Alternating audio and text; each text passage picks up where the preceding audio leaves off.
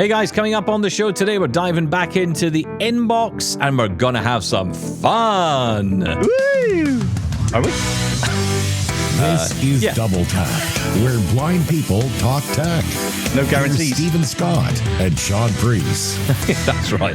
Absolutely no guarantees given. Receipts available on request. Refunds available. But I will say absolutely no refunds will be given, and that is a Mr. F promise. God bless you, Mr. F. It feels like we've neglected Mr. F for a long time. So can I just tell you a little story, which I think you might rather enjoy? So yes. We had the AMI Halloween party recently, which you and I sadly couldn't attend in person because we were at another event because we're so busy. 24-hour party people. 24-hour turn up, have some lunch, actually quite nice, get home, asleep. Gets to bed about 8 o'clock kind of people. Is that 24 hour? I mean, it's involving 24 hours, I suppose. Stop it. But yeah, so we went along, and as such, we couldn't get to the Halloween party. Now, of course, we wouldn't be able to get there physically because you know they were holding the event in Toronto, and we were in Edinburgh. So you know, I'm no expert. They could have flew us over. I don't want to say anything, Mr. F. But That's true. I mean, you know, would have been nice. Mr. F, if he maybe cut back on the whiskey a little bit, a couple of bottles, you know, I'm sure could work out a flight between Edinburgh to Toronto. Yeah, exactly. But anyway, as a result, we did send in a little video that they could play in on the event itself, so we could at least feel like we were part of it, and they were very gracious to allow us to do that.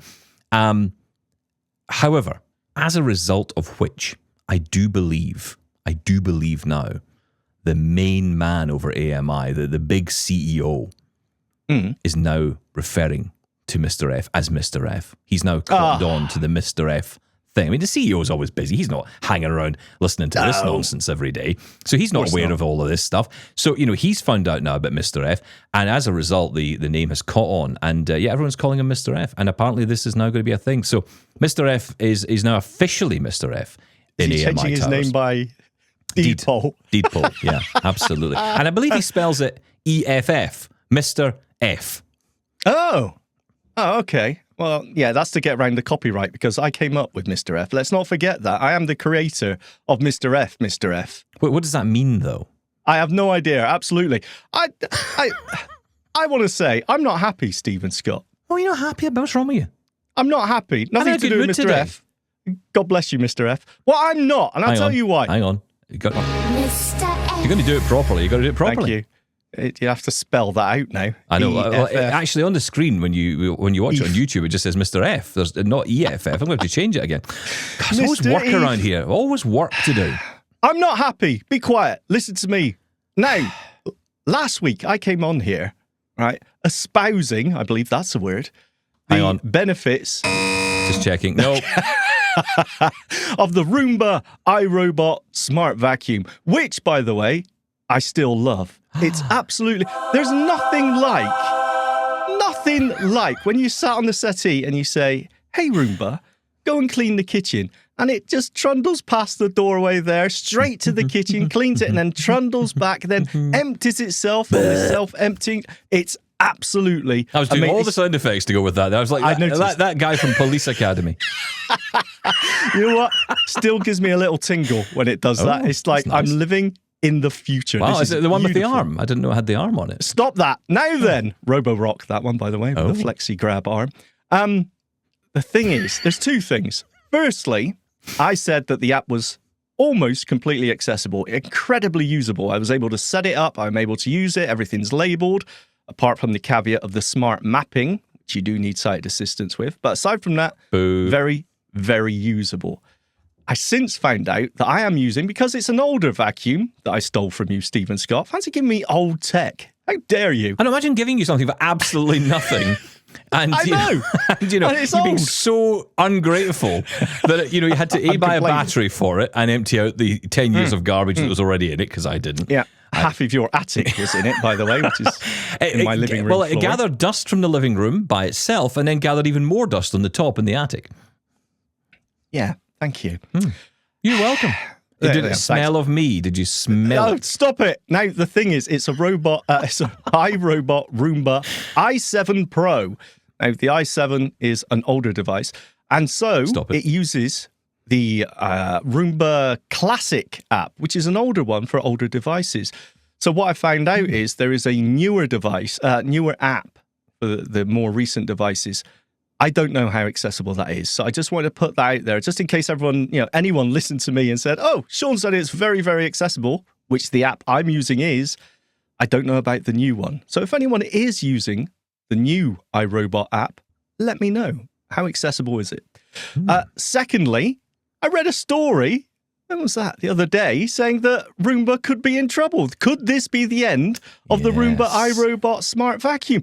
I've only just got it. I've had it for about 2 weeks. I'm loving it, and now they could take it away from me. I am so gutted. It took me 7 years to get it out of your attic, and now I've got it. The company could be, allegedly, in trouble. Unbelievable. It's not going away yet, though, is it? I mean, it's not like the company's dead in the water. It's just having some financial issues, like every company on Earth right now.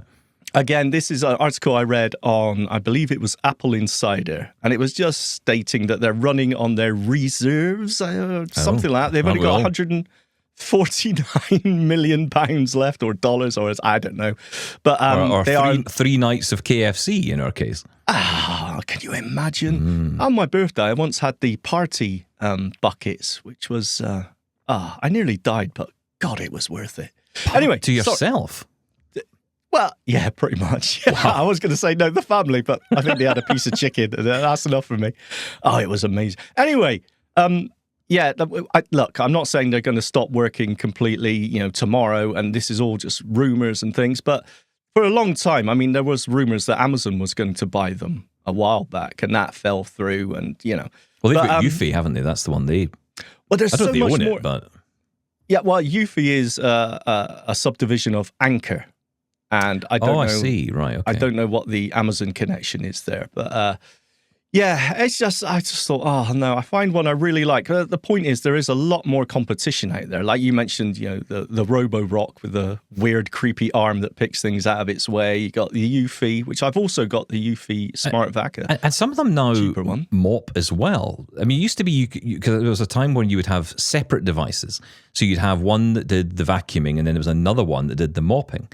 But they've actually built that in. I mean, I saw Roborock has that. I'm sure iRobot does too, where you have this one machine which detects the floor. And I mean, can you imagine if it gets it wrong? You come in, suddenly you're having a shampoo carpet day. I really don't know if I like the sound of that or not. I kind of worry a little bit about it, but I suppose it's got the technology to figure this out. Maybe you define it. I don't know. Again, how accessible is all of this stuff? That's the problem, right? I mean, it's great to say, oh, what a wonderful... And the thing that gets me about this is, for blind people, it's such a great idea because one of the reasons I have a cleaner who comes in is because I want the floors cleaned. I want to have them cleaned. I want to have them vacuumed properly. Now, could I do that myself? Yes, but there's going to be a lot of things I'll miss. And that's where the robot devices could come in and help. But then you get the apps. Now, you've been quite lucky with the classic robot app. It's actually been fairly accessible. We don't know about the new one, as you're saying. But your experience of Eufy wasn't great. And I don't know, is anyone using Roborock? I mean, again, I'd love to hear your takes on this because it all sounds wonderful until you reach the problem of, oh, this app isn't accessible or this doesn't work. Yeah, see, the argument is, well, once you set it up, you kind of forget about it if you're using a smart speaker because you just say, hey, clean this room, clean that room, do whatever, go home, But I'm not, that's really sort of shifting responsibility away from the accessibility of the app anyway, because sometimes you may just want to use the app to control it. And there's absolutely no reason it shouldn't be accessible. But because of the competition out there now, like you mentioned, that some of these apps aren't great. I've heard that the Roborock, at least a year ago, wasn't accessible. Now, I don't know if that's changed, and I'd love to hear from anyone. I'd love to put together a little thing here of how accessible these apps are when it comes to smart vacuums, because I agree with you. I think in all the smart home devices that are available, Smart Vac is probably one of the most mature ones and the most useful. I absolutely love the Smart Vac. Yeah, I mean, it's getting to the stage where some people I think you're doing this now, you're using one upstairs, one downstairs, because you've got the Eufy one, which is fine. Yeah. And it can kind of bump around and do its thing, and at least it will keep on top of things. How do you find it for emptying out? Because this is the other thing. I mean, obviously the one you got from me has got that bin, which essentially goes back to, and the bin sucks out all the junk from basically a vacuum. It goes back to a vacuum and it goes for about 30 seconds. And empties out the inside of the robot. Yeah. Which is good, right? Which is really cool.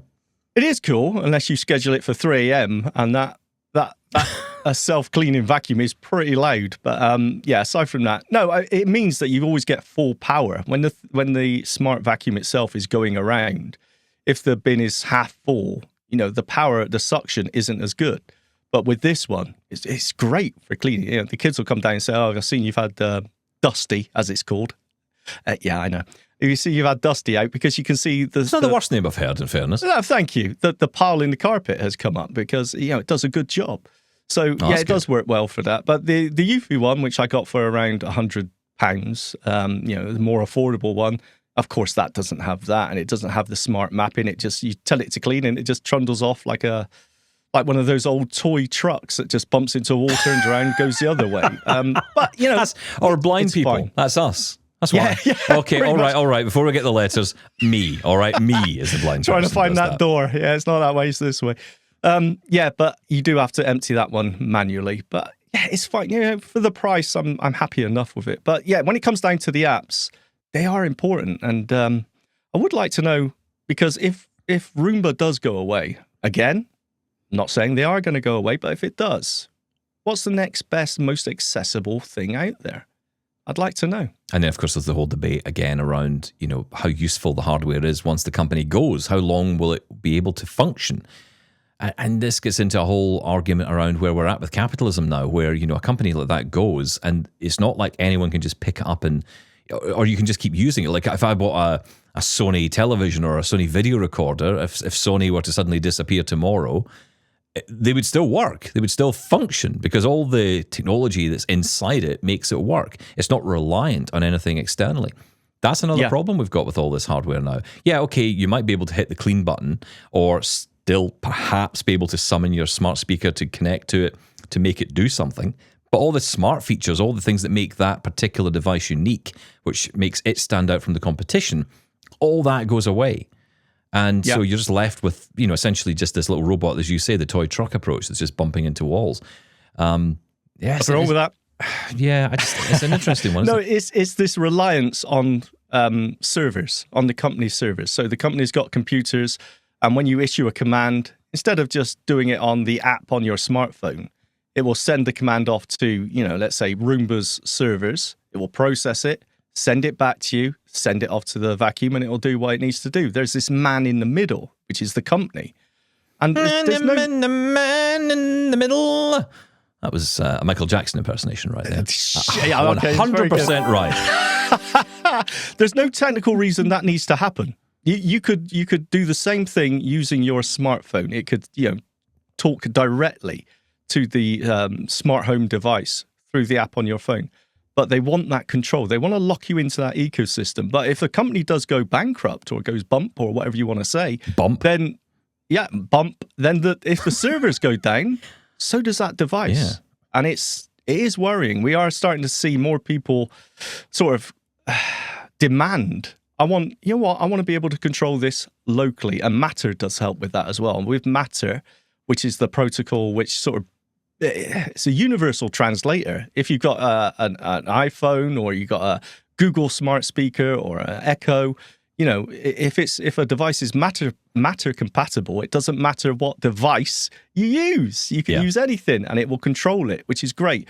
But also another thing with Matter is that it can work without the internet. It can work just directly using your Wi-Fi network, which is a huge thing as well. So, yeah, it's scary. I don't like the thought of buying something and then outside of my control, someone could just basically, we're turning that off now. Yeah. It doesn't seem right. We're seeing this more and more, right? We're seeing it more and more with hardware. It's the thing. Anyway, I bought a thing.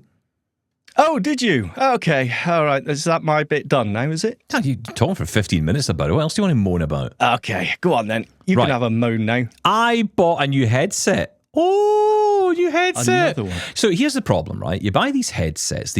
I was following a couple of threads on Mastodon. I love Mastodon. It's Mastodon's future. Is it? Is that?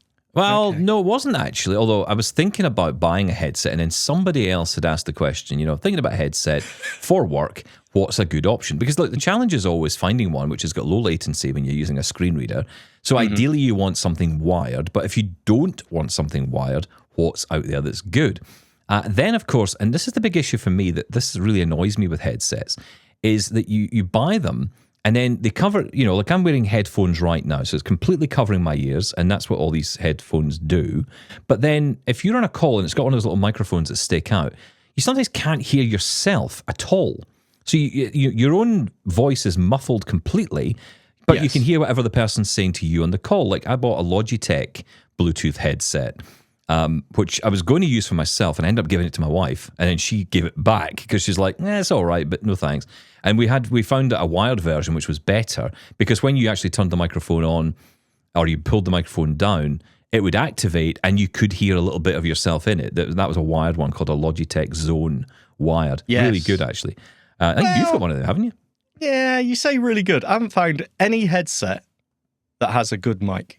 There, I've said. Well, that's another thing. Yeah, you're right. I mean, getting a That's decent kind of microphone. the point, though, well, isn't no, it, no, with a I know, but headset? also I want to hear. I mean, the problem is I'm so used to sitting in front of a microphone, hearing my own voice in my ears. So for me, I want to hear my own voice, and it's not because I want to hear how wonderful I sound. Yes, you That's do. not. Well, there was a time. Trust me, there was a time. That's probably You do true. sound wonderful, I don't. Stephen I don't Scott. I feel will that give way you that. anymore.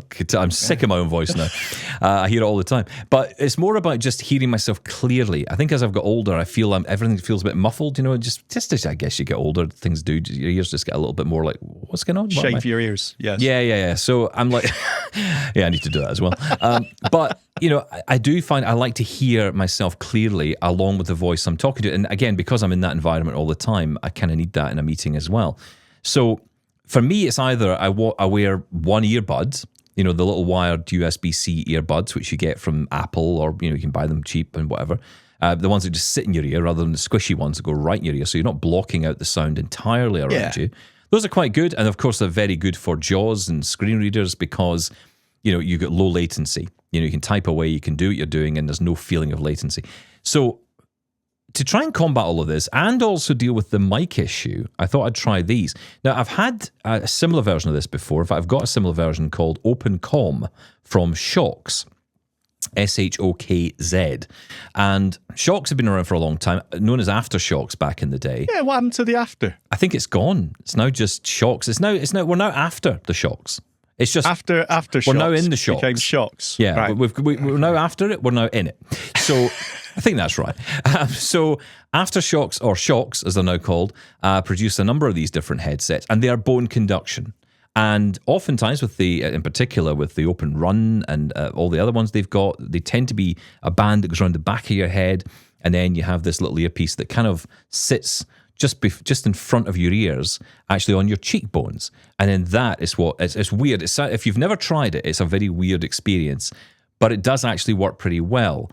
Although, for me, often at high volumes, they can be a bit weird. It's like it's tickling your mouth. Tickles your head. Yes. It's tickling your head every time you listen to something. And if you've got a booming voice on the other end, it can be actually quite annoying. So, you often find what's good about that is you don't need to listen to things as loud as you would. And it's great for meetings. It's great for office environments as well, because you can be present in a room. I remember sitting when I worked at the RNIB. I don't know how many times I'd be sitting with my headphones on, and someone would come up and talk to me, and I'd pulling the headphones off in a hurry. Sorry, what was that you were that's saying? right. All that going on, where it's much nicer to be able to just, have your speech, using speech on your computer, and just be able to turn around and continue a conversation with someone. And that's what these offer as well. in your head. Exactly, when it comes that's to right. bone conduction. But not in your ears, and that's the key. Yeah. So these ones actually, this is a slightly different design, because what they've done here is they've made it like those traditional headphones. So it doesn't go around the back of your head anymore. It goes over your head like traditional headphones do. But it still is bone conduction. It still doesn't go in your ear, and it has a little boom mic as well. Now, I got the UC version with the USB-C mini dongle, and I did that because oftentimes when you get those little dongles that come with the headsets, you often find the connection is better, closer to a wired connection than using Bluetooth. So you're not using Bluetooth in this case. I think what was it, 2.4 gigahertz so wireless wired connection. or Same with called? keyboards. It's a faster rate, so the latency should be less in theory. So I haven't opened them yet. I'm going to try them and let you know how I go on. But I really like the sound of this because, I'll tell you what I do. I mean, I will say the sound is good off them generally, and I'm only really using it for screen reading and meetings. I just said that. I just said it. I'm not saying I'm going to sit and listen to music on them. I wouldn't. I don't think they're good enough for that. Some people do. I don't. I wouldn't recommend these for music, but what I am trying to do is be able to, hear my surroundings, hear the door going, hear my iPhone. I'm fed up having to take my headphones off or pull out an earbud so I can hear my phone. I want to be able to kind of use all my devices around me whilst still being able to keep, in tune with the computer. But that's the whole selling point, as you said, with the Aftershocks was, as they were, Aftershocks, the bone conduction was the open ear. You can still hear absolutely everything going on around you. That was the whole selling point. We are seeing other options out there now with bone conduction, but the Shokz are kind of the leaders. I just think the price point of the Shokz is quite shocking, funnily enough. Well, you're talking about $250 onwards dollars here, depending on the version you go for. Money. I mean, look, I chose this particular model. There are different ones. There are cheaper ones. You can go without the UC, which is essentially the Bluetooth-only option. If you're paying extra, really, to have the dongle and the type of dongle. So you're kind of talking $250 Canadian upwards. Black Friday at the moment, or Black Friday sales going on, so you might find if you're interested in these kind of things, you might get a deal on them right now. I didn't, I might add, because I don't know if you've noticed this, but there's no Black Friday here. In the UK, I haven't seen much at all about Black Friday. No, I've given up with that anyway. Yeah, I think Amazon aren't doing it here. Convinced. So, yeah. Seems Can to be I just say, a bigger deal in the States. How much are the AirPod Pro 3s in comparison? In comparison, well, it'll be over 300 Canadian dollars, roughly, right? Okay. Just over that. It's just over that. So, yeah, because you do have that conversational awareness, right? Well, hang on. That's great with a mode. MacBook. That's great with an iPhone. Mm-hmm. None of that's going to work on a PC. That's true. No, that is true. That's still because I'm with you on that. I would have gone down the route of just using my AirPods, but I don't think that's going to work the same way. And I think that the benefit of these is, none of these are built for screen reader users, right? They're not built in that way, so they're not aiming it to have low latency. They're aiming to have the highest quality audio. Now, the irony is, the cheaper you buy, the better the latency you get, because it's the worse audio quality, which actually is good, because the less audio that's being transmitted from the computer, the lower bit rate or whatever of the audio that's actually being sent out from the computer, gives you less latency because it's not having to send as much audio out, which means it can receive it faster. The higher the quality, the more you're sending out from the computer to the headset, it therefore slows things down. So that can often be the problem. The higher end stuff can actually have more latency issues. Now, when you add in these dongles, that can sometimes mitigate some of that. We'll find out how good that actually is later today when I try this. But I'm intrigued to try. Again, I just like the fact that it's off the ear as well. I like it off the ear. I like that it's a headset. I like it's not going around the back of the head. I never found those fitted particularly well. You like the Alice band look, right? That's very nice. Is that what it's called? Well, I don't know what that is. What's an Alice band? That's one of those little hair clips that the ladies wear, I believe. Well, that's why I don't know what it is. Oh, so I don't wear ladies' hairbands. Now you do. That I'm aware of. The Aftershocks Open Meets. That sounds nice. Yeah, Open Meet. Yeah, that's a new one. Open Meet, sorry. I need to know what the microphone sounds like. That's, as I said, honestly. Well, we tried the Open Com, right? We tried the Open Com, and you said to me you were actually quite impressed by the Open Com microphone. That was the one. That's the style of that was the one that the band that goes around, but it also has a little boom mic that comes out as well. Boom mic, yes. Sarah's got a pair of those. Yeah, really nice. They were fine. It depends what the use case is, I suppose. Absolutely fine for meetings and taking phone calls, things like that. If you're trying to record some, high quality audio, I don't think these are for you. But most people aren't. Most people aren't doing that, though, right? I mean, we're coming at this from our perspective. Everyone's podcasting nowadays. No, they're not. And even if they are, TikToking. There's AI that can improve the audio. There's ways you can get around it. And what you might be finding is a lot of people might be contributing to podcasts.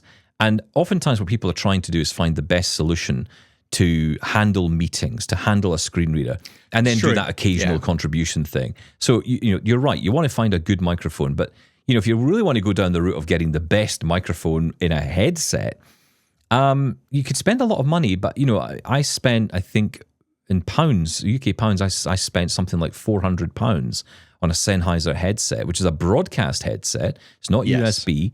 It has, an XLR cable on one end and a quarter-inch headphone jack as well, because it's built for broadcast. You plug in the XLR to the microphone slot, you plug in the headphone jack to the headphone port, and you have this really, wonderful headset. Even that, in all its wonderfulness, even in all that expense, I still think doesn't beat an actual microphone. So what I'd say to people is, if you're going to be in a situation where you're going to have a headset for work, you're going to be doing meetings and all that, and you really are wanting to do podcasting, then, I would honestly invest in a decent microphone. I would, it doesn't have to be hugely expensive, because you can switch to that in your settings. You could just switch to say, well, I'll just use this microphone instead of the headset microphone. That'd be my recommendation. What I'm basically saying is spend more money. Okay. All right, Stephen Scott, I'm not trying to spoil your new purchase. Yes, you are. By the way, I find it very interesting that you bought this after I kind of talked you off the ledge of buying a new laptop because your current one was running slow. I got a bit itchy. I get that feeling like, well, I need to buy something. Yeah, I couldn't buy a laptop because you told me not to. So, I thought, right, okay, fine. What can I buy then? And I wanted a new headset, I think. Oh, did you? Yeah. How many have you got already? That's what Mrs. Scott said to me as well. She said, did you really need this headset? As well as Roomba. Well, here's the thing. I said to her, and this is a good tip out there, ladies and gentlemen. If your partner is the type who, perhaps likes to poo-poo your purchasing decisions. What? Yes. What you can do is try and find something you can give them to soften the blow a little bit. Say, well, look, I've got this old headset here, which is really good, actually. You could have this, and I'll have this, new one that might be rubbish compared to this. You want this one, which is actually better. But, I'll try this rubbish over here. Yeah, let us know how that goes. Okay, yeah, thank you. That's what you do to me, actually, thinking about it. Double tap divorce lawyers coming soon. Listen, I bought something else as well, if I can find it. Hang on. Oh, this is ridiculous. This is great. I love this. So this is an exact example of why I need to get off Facebook. Because there I am watching Facebook video, and a video comes up with the question, have you ever been in a situation where you've wanted to take with you a hot drink, whilst at the same time you want to take a cold drink with you? No, never. Well, I am in that. I have been in, and I'm sitting there going, yes, I have been in that situation. Tell me more. I think it was Drew Barrymore, actually, who was doing the advert on this. So easy to buy. So easy, aren't you? So easy to sell to. So, they start advertising this thing called a split flask. Now, today, in our new world of, let's look after the planet, bit late, but okay, let's try now. Let's stop throwing, plastic into the oceans and, garrotting turtles or whatever it is we're doing with our plastic bags. Are you not for that, Stephen? I'm against it. I'm against garrotting turtles. There, I said it. I thought I was against the movement to stop. Oh, hang on, that's the wrong one. It's that one. Yeah. I'm for. No, hang on. I'm against. What am I against? What am I for? I don't know. I don't know anymore. Split flask. Get back on track. Come on. From garrotting turtles. You get everything on this show, don't you? You get headsets, you get robots, you get garrotting turtles. You get everything around here. So yes, this is a split turtles. Flask. So basically, think of it like your kind of metal tumbler type. You've actually got it with you I bought one. Actually, I'm going to tell you a little story in a minute, just based on what I said earlier about, just let's just say keeping everyone happy. Oh, okay. I'll tell you that story in a minute. Mm-hmm. So, this is a split flask. What it does is you've got this kind of metal tumbler, and it's one of you see these advertised all the time, right? Can keep your drinks cold for 8 hours, can keep a hot drink warm for 10 hours, whatever it is, right?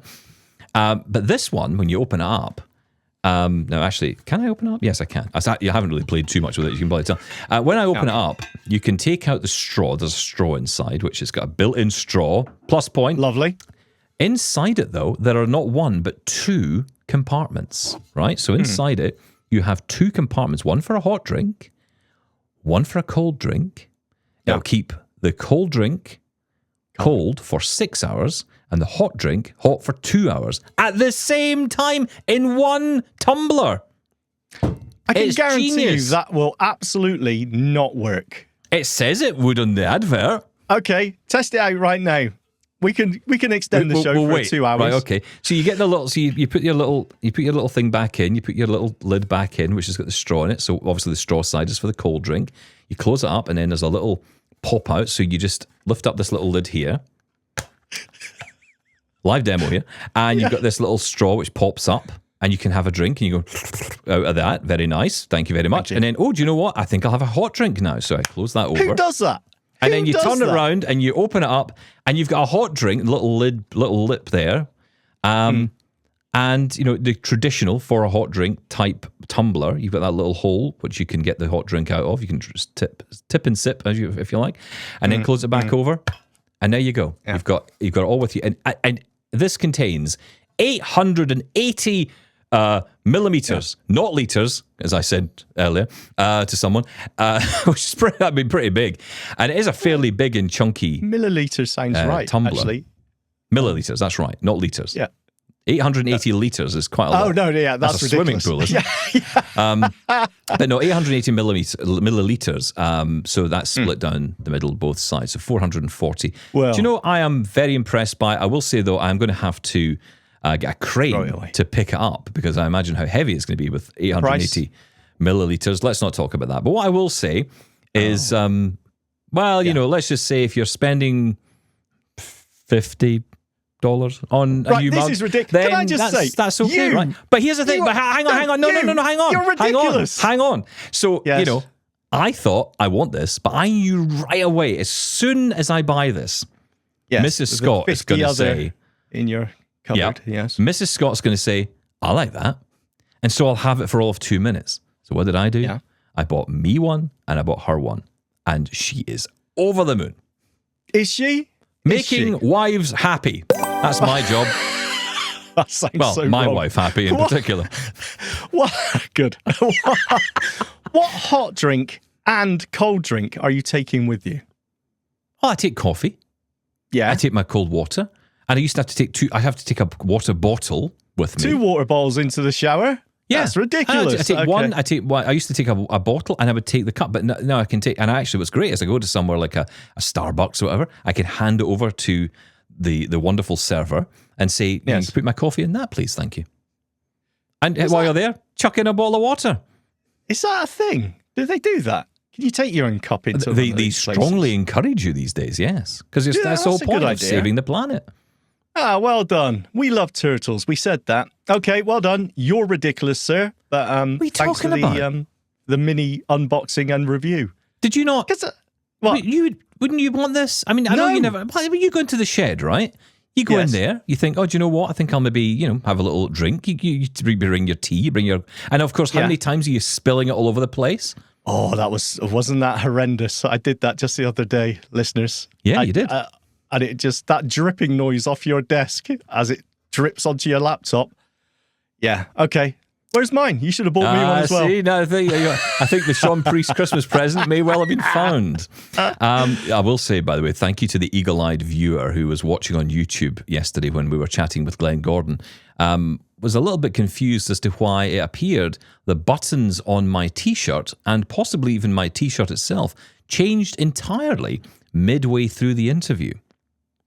Oh, I didn't notice that. Now, look, continuity on our show can sometimes be a little bit off because maybe we record an interview and then we play it in later or whatever. And so, it might be that, during the course of a show, I may look like I'm wearing something else. That happens, right? That happens generally. But doesn't often happen mid-interview. I can tell you the reason why, eagle-eyed viewer, not his username, but I will say, what was interesting was halfway through that interview, let's just say I had a coffee fail where I took a little sip of coffee while Glenn was talking, and then the rest of it decided to proceed to fall down and all over my top. Now, if I was using my split flask, everything would have been great. Why? You would have had 2 drinks down the front of you. That's true, actually. Yeah, that'd be cold and both. hot. Especially if I forget to close the lid on the other side. Oh my God, can you imagine? Do we have eagle-eyed viewers, by the way? You're more than welcome. Yeah. Yeah, thank you. Well, we have eagle-eyed viewers, we have low-vision users, we have all kinds of viewers. Everyone's viewing. Okay. Hello, listeners. Unless on the podcast, obviously, in which case you're listening. Yeah. Which is fine. Or AMI audio. Very good. Okay, so is it time for emails now? Well, after a short break, yes. Oh, we'll be back after this. Double Tap thanks Pneuma Solutions for supporting this podcast and for their continued commitment to digital accessibility. Pneuma Solutions is behind some of the most powerful accessibility tools out there, all designed by blind developers who understand the real-world challenge of inaccessible tech. Whether it's Remote Incident Manager or RIM, which lets you give or receive fully accessible remote tech support across PC and Mac, or Scribe, which turns inaccessible meeting documents into screen reader-friendly files instantly, Pneuma is solving real problems with smart, usable tools. They're not just building products, they're building independence. And now, to celebrate our new partnership, Pneuma is offering something special to the Double Tap community. 10 free community support subscriptions for Remote Incident Manager and 10 subscriptions to Scribe for Documents. It's your chance to experience accessible tech support and real-time document remediation. Subscribe to our newsletter at doubletaponair.com/subscribe to enter for a chance to win. Get in touch with Double Tap. Email feedback@doubletaponair.com. Leave us a voicemail at 1-877-803-4567. And now you can send an audio or video message to us on WhatsApp. That number is 1-613-481-0144. If I was going to tell people how to get in touch with the show, Shaun Preece, we can't not do that, especially before the emails. Come on. Oh, talking of emails, quickly, before we hit that jingle, I've got to say, we think we've sorted out our email problems, right? We're on top of it now. I think we're on top of it. I think we've actually figured out our lives when it comes to emails. That's right. Yes. So if you have sent an email in and we haven't played it or referred to it, we apologise, but we think we're on top of it now. So keep them coming. We love them. I know. Well, hang on a minute. No, I mean, look, maybe just give us a day. Maybe hold send on. Well, let's get through the rest of them first. No, listen, we love getting your messages. Keep them coming. Keep the WhatsApps coming as well. We will be getting to them through the course of the next couple of shows. Let's dive in. Email. We get email. We get your email every day. Ding dong. Here's your mail today. Eve. That's for Mr. Eve. It's F. It's not Eve. Why are you spelling it E-F-F? That's Eve. No, it's not. It's F. How's that E-F-F. F? How'd you spell elf? E-L-F. So, Eve. What are you EFF. talking about? Anyway, emails. Let's jump in. Please. Hi, Stephen, Shaun, Laura, and all Double Tappers. It's been an interesting few episodes around the discussion of Braille and actually learning screen readers. While Braille should be taught to all children, regardless of visual state, I do think it's very different for adults. We all need to understand that blindness may not be the primary disability someone has. For example, like you, Stephen, if someone has a tremor or has issues with feeling in their hands, that prevents them significantly from learning Braille. Does that make that individual suddenly unemployable, a harm to society, a needy person? No, of course not. It just means that they have to figure out a way to do things differently. As far as employment, it's the lack of opportunity for people with disabilities in general around the world. Some employers are on the train and successfully waving the flag, such as Apple, Microsoft, and Salesforce, along with many others. But there are some employers who are just getting their foot in the water and testing out what all of this even means. We need to understand the difference between what makes something truly accessible and usable. These two terms are completely different, yet can intersect. The term usability means functional for all. For instance, you're sitting on a web page with broken links or buttons. This hinders everyone as the link doesn't function for anyone. The button functionality doesn't move you to the next step in a process or activate upon activation. Accessibility is the standards of the Web Content Accessibility Guidelines and the accompanying success criteria. Basically, the technical underpinnings of a document, web app, website, or any digital property to make the digital property accessible to people with disabilities. If something, such as a web element, button, link, headings, document structure, PDF, combo box, etc., doesn't pass a test, the success criteria has failed. As of WCAG 2.2, there are 70 criteria from a level A and AA standard. You cannot meet AA standard without first meeting the A standard. There is a AAA standard, but that is very rarely used. The AAA standard is the additional icing on a cake.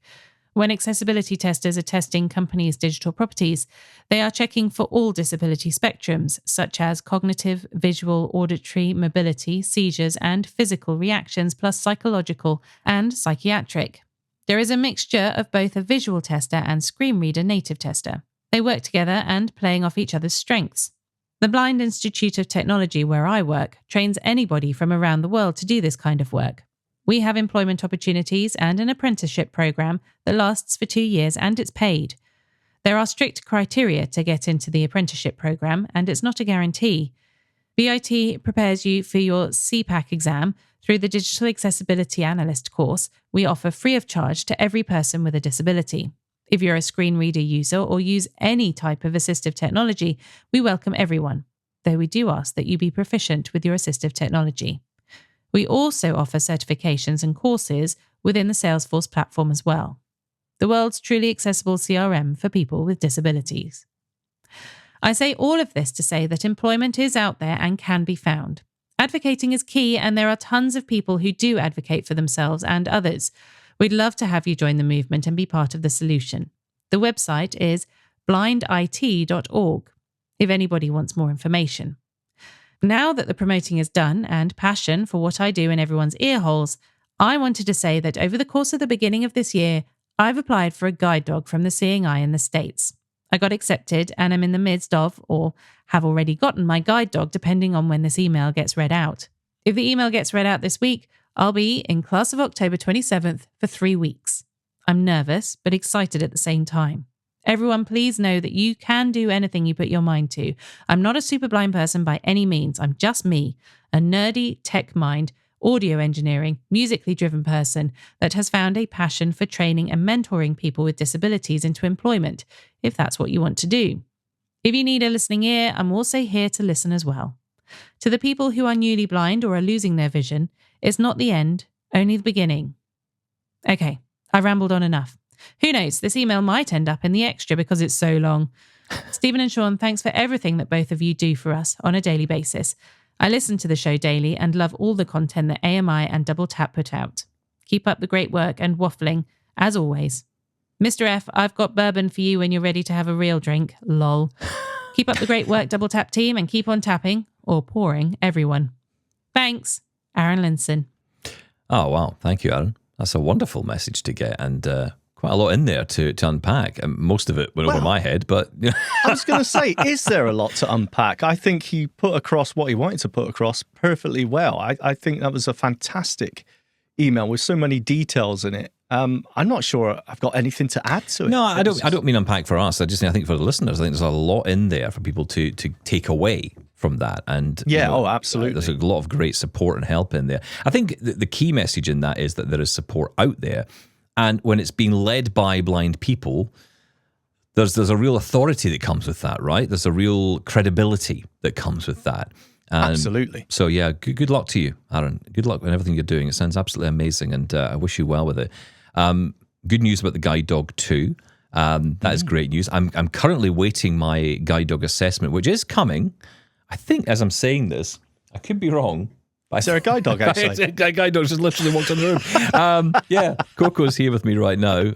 My wife's guide dog. She's wandering about. I don't know if you'll be able to see her in the background if you're watching this on YouTube. I don't know if she's in shot or not. But yeah, she's in the room with us now. She's probably coming for a little lie down. Isn't that nice? Little lie down. That's nice. Okay. Don't get her excited. Yeah. Thank you, Aaron. That was an amazing email. Thank you so much. And I'll quickly say about accessibility and usability and the WCAG standard. The what? Sorry, the WCAG standard. I like how you say that. I like that. Thank you. WCAG. Does it take does it take into account usability over? Yes, something may tick the box of accessibility, but actually, there's more to it than just ticking those boxes. Oh, 100%. I mean, yeah, we could all cite examples of that all the time. Yeah. Yeah, absolutely. I think it's true when someone is losing their vision, and it's interesting, right? Because I've fallen into this really weird category because I've always had low vision, and now I'm losing a lot of that vision, but I don't know if I'll ever get to a point where I'll lose all of that vision. it's a really weird position to be in. It's like you started off kind of low on the ground with vision level, then it went down further. I don't think it's ever going to go completely, but I don't know. And so I'm kind of mentally prepared for whatever's coming, I think, although I don't know if you ever really are mentally prepared for it. I think we just tell ourselves we are. But it's really challenging. And I was thinking the other day, because I know we talk to a lot of people who are totally blind and have been totally blind their whole lives. And I think the experience is very different. I think it really is. And I think it's because for people who are totally blind, their focus is, and I should say have always been totally blind. The experience growing up is about, getting all the skills, gathering all these skills, really important stuff, because they know and people around them know that they're going to have to be ready and prepared for the workplace. To get into the workplace, you're going to have to be prepared. You're going to have to be ready. And I think that's where a lot of this attitude comes from, and a good attitude, by the way, of, we've got to, be on top of things. We've got to advocate for more, and we've got to make sure this is accessible. And I get all that.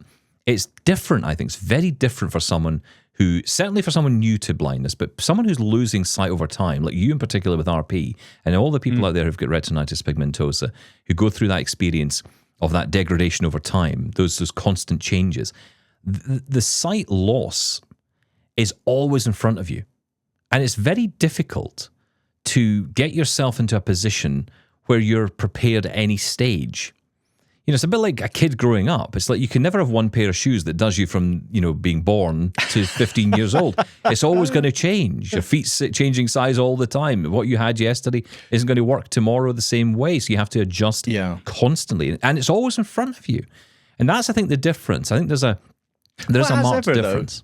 It is very individual. It's hard to say that's the, we could be No, it is. But there are these commonalities. There are these lines that run through. And I think, I'm not saying that every totally blind person is, that's it, blind pride, screaming, let's go advocate. Of course, that's not the case either. Not every blind person's who's, been totally blind since birth, got 100% on the Braille train. Of course, that's not the case. There are differences, but there is a commonality, I think. We can at least see that. And I think we need to understand that, though, because I think it's very, there's a danger sometimes in our world that everything is boxed off, but actually what we're putting into those boxes can be problematic. I mean, I would even argue, I would go so far to say that in my experience, over all the years, having gone through and chatted to so many different people, I would almost say that blind and low vision are two entirely different worlds that actually don't necessarily and shouldn't necessarily be boxed together. Because, there are similarities, there are commonalities, but the experiences are vastly different. So I don't know if this sort of clubbing together thing actually works. That's why I've never really been 100% sure there is such a thing as a disability community. Because when you expand into the wider disabled community, I have found so many awkward conversations with people who are in wheelchairs, people who are, who are deaf. I've always said, growing up, I had more experience of that because for some reason, I didn't go to any clubs with blind kids. I went to clubs with loads of other disabled kids. I mean, none of them really kind of got... Of various disabilities. Well, that's right, yeah. And so, it was very... So weirdly, I had more relationships then as kids, but then as kids, it's different, right? Because you're just open. You just talk about everything. Yeah, that's true. Well, what's wrong with you? And what's going on there? And why can't you see? And why are you in a wheelchair? So those questions just come out naturally because kids just ask those questions, and we did that of each other at the time. But as adults, I remember going to this event. I'll never forget it. I've told you this story before. I don't know if I said it on air. I was at an event. I won't say the event itself, but we were at an event, and it was to do with sport. I mean, I was there, which, Yeah, of course. Was, total sense. Paralympian in the making. And it was, there we were, and there were lots of different groups, and they had actually grouped off the disabled groups. So it was like, there were army veterans who had lost limbs in war, who were over here in this corner, and then there was a couple of kids who were deaf over here, and then there were a couple of kids with Down syndrome, and they were literally like boxing us all off. And then the blind kids, well, I say kids, adults over here, and it was so weird. And then there was one point where we decided to go for lunch, and all the different groups of people went off to their own table. No one sat together, and I tried to be the one to kind of, let's all sit together. And we're okay here. And it was so awkward. And I thought, God, we can't even talk to each other. And yet we're supposedly this big, great disabled community. We can't even speak to each other. I don't know how I feel about that. I think that's partly driven by the fact that we don't really understand. We complain about the sighted people. I'm getting sick hearing it, frankly, of, the sighted people don't understand. I know that's a challenge. Of course it is. It's a reality. And we are absolutely right to complain about it within our group and within ourselves. But when it starts becoming public and we're just kind of attacking the sighted community for not getting it, it's like, but what do you know about being in a wheelchair? What do you know about being deaf? Those experiences are totally different and you don't understand it. So how can you sit there and say, well, you don't understand me, I'm blind and you should understand. You should go and read up. Like you say to me about guide dogs. Oh, everyone should know it's a guide dog. Everyone should know. But there's so many things someone should obvious. Know. No, but there's so many things people should know. And they just don't. Should we attack everyone for that? If I said to you today, okay, so what's it like being deaf? You'd have no idea. No idea. No, absolutely right. I've said that before. Yeah, you're absolutely right. I don't think it's about stop vilifying people. No, but we vilify people for it. We've got to stop that. That's, I think, that's the problem because we're boxing off. How many sighted people are you vilifying over this? Have you been on social media? Do you hang around social media? Well, and I've got to say, I know that you like to kind of poo-poo this a bit, but think about how many times we've said there are so few blind people actually out there. In the general population, walking about in jobs. And so a result of that is that the chances are you might only ever see or meet a blind person by chance on an occasion. It might be the only blind person you ever meet. You're more likely to see them on social media because there's so many influencers now who are, talking to the wider community. They're not talking to blind people. They're talking to the wider community. Now, I have no issue with that. But what I do have an issue with is this constant attack on sighted people. I saw one the other day. I am sick of sighted people doing this, and it's like you're just putting up a wall between us and them. We've got to stop that.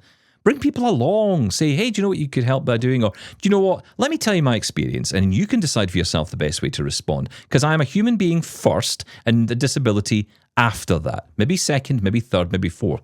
Not the disability first. Okay, if you say so. Am I being dismissive enough here? I don't think, you know what, it's all about people's attitude. I don't care if people come up to me. It's funny you mentioned kids because it immediately brought to mind every time I walk past someone, a parent and their child, the child will always say, why has that man got a stick? And it's always, shh, and dragged away. But I don't think we attack people. It's all about how people's attitude towards us. If people are just curious and ask us questions, that's absolutely fine. I think in some cases we are absolutely right to be annoyed, frustrated, and even angry.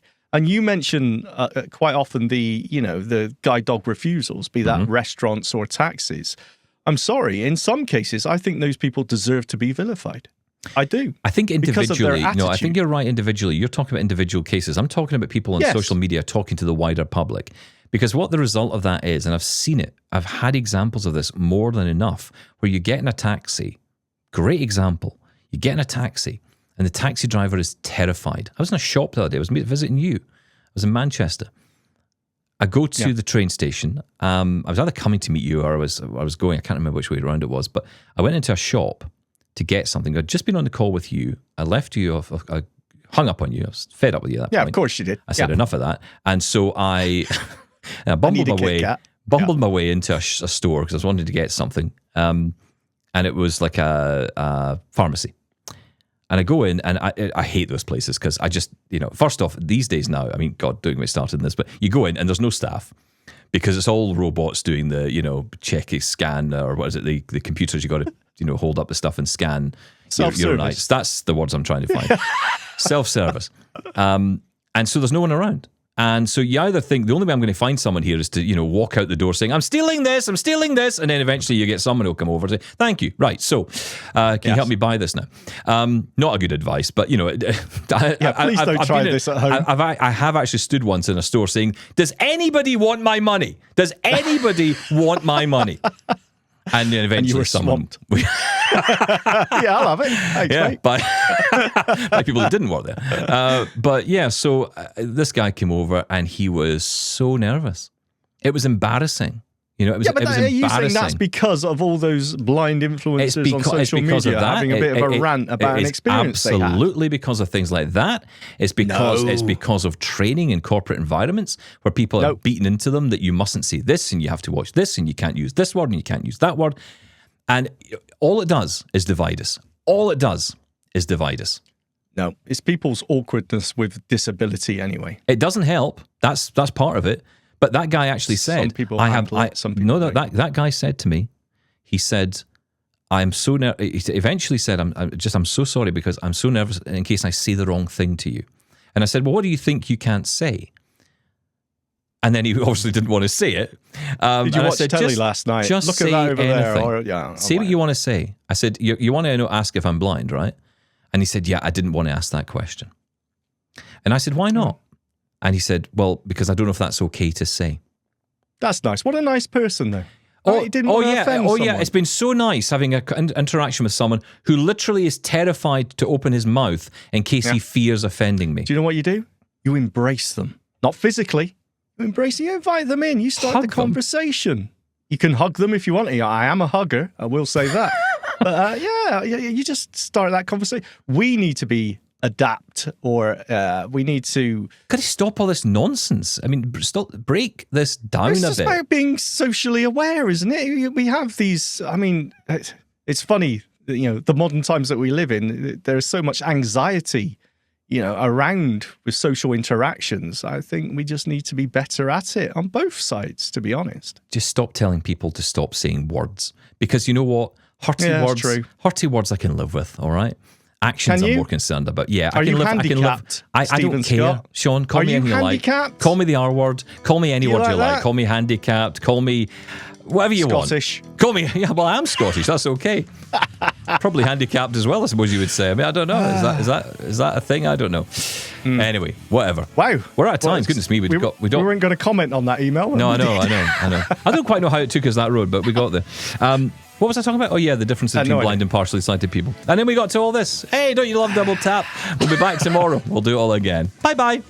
Bye bye. Thank you.